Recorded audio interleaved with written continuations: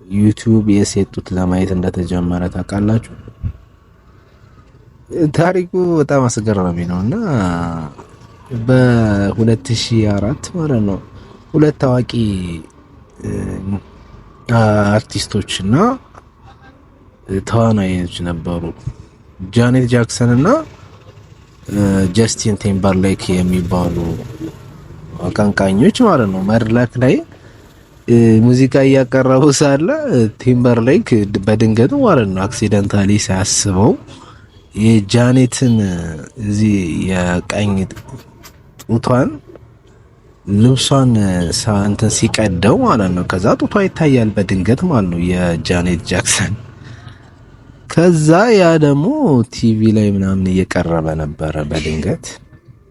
ከዛ በቃ ዜናው በጣም ተሰራጨ። ምክንያቱም አዲስ ነበር፣ እንደዚህ እንትን አላለም ነበረ ታውቃላችሁ በጊዜው ማለት ነውና በጣም ገራሚ የሴት ጡት ማየት በጊዜው በጣም ብርቅ ድንቅ ነበር። አሁን ግን አሁን እንዳሁኑ አልነበረም። አሁን እኮ ጊዜው አስጠልተዋል እኮ የሚደብረው ነገር እና አሜሪካውላ በጣም እንትን ብላ ነበረ በጊዜው እንዲህ አይነት ቪዲዮ ሰራች ተብሎ እነሱ ላይ የሆነ እንትን ተብሎ ነበረ በጊዜው በ2004 ማለት ነው። ከዛ ያንን ደግሞ ዜናው ስለተሰራጨ በሰው ማየት ፈለገ ታውቃላችሁ፣ ፍላጎቱ ጨመረ ያ ቪዲዮ ለማየት። ግን በምን ይየው አዲስ ኢንተርኔት ላይ አፕሎድ ቪዲዮ ሼር የሚደረግበት ፕላትፎርም በጊዜው አልነበረም። ምንም በኢሜል ነበር የሚላላከው። ኢሜል ደግሞ ታች ማድረግ አትችልም እንዲህ አይነት ቪዲዮ ላርጅ ቪዲዮ ማለት ነው። ከዛ ለዚህማ መፍትሄ ማበጀት አለብን ብለው አሰቡ ታውቃላችሁ። ከዛ 3 ፓይፓል ላይ ኤምፕሎየር ሆነው የሚሰሩ ፓይፓል ላይ የሚሰሩ 3 ሰራተኞች ነበሩ፣ ቻድ፣ ጃውድ እና ስቲቭ ማለት ነው። ከዛ እነሱ የሆነ ፕላትፎርም መፍጠር አለብን ብሎ አሰቡ። ያን ቪዲዮ ለማድረግ ኢንተርኔት ላይ ኦንላይን ቪዲዮ ሼር የሚደረግበት ፕላትፎርም ስለሌለ የሆነ መፍጠር አለብን ብሎ አሰቡ።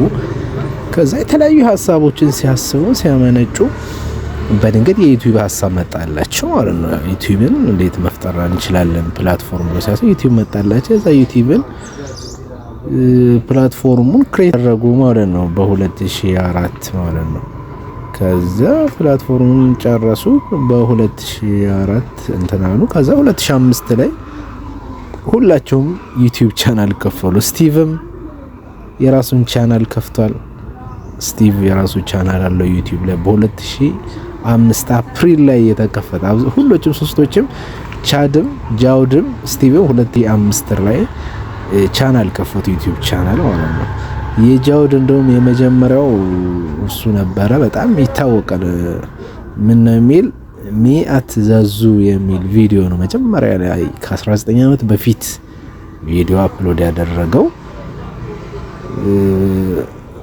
የሱ በጣም ይታወቃል ማለት ነው የጃውድ ማለት ነው። ጊዜ እሱ ነው የሚታወቀው ዩቲዩብ እና ሌሎች እንዳላቸው ሁላ አይታወቅም ከና እና በ2006 በቃ እነ ጃኔት እነ ጀስቲን ሁላ ዩቲዩብ በቃ ከፈቱ ዩቲዩብ ቻናል ማለት ነው።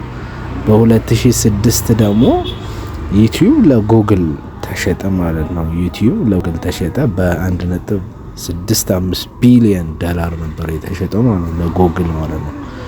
ከዛ ወዲህ ዩቲዩብ የጉግል ሆነ ማለት ነው። እና ባጭሩ የዩቲዩብ አጀማመር ይህን ይመስላል። ዩቲዩብ የሚገርመው ነገር ያችን ቪዲዮ ምክንያት በማድረግ ዩቲዩብ የተጀመረው በሚገርም እና የሚደንቅ ነገር ነው። የሴት ጡት ለማየት የጃኔትን ጡት ለማየት በነበራቸው ጉጉት ያው ችግር ሲኖር እንግዲህ መፍትሄም ይኖራል እና የጃኔት ጃክሰንን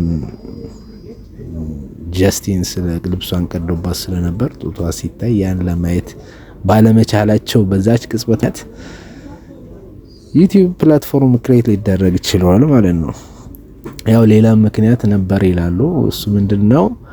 በሱናሚ የሚባለው የዲዛስተር ማለት ነው። በጊዜው በጣም ከፍተኛ የመሬት መንቀጥቀጥ ነበረ እና ቪዲዮ ደግሞ በቲቪ ምናምን እየቀረበ ነበር።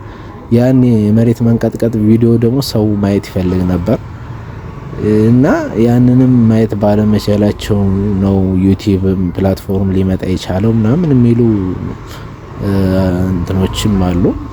ኤኒዌይስ ግን ስናየው ያው የሆነ ችግር ካለ ለዛ ችግር መፍትሄ ስትፈልግ አድር ይፈጠራል ማለት ነው።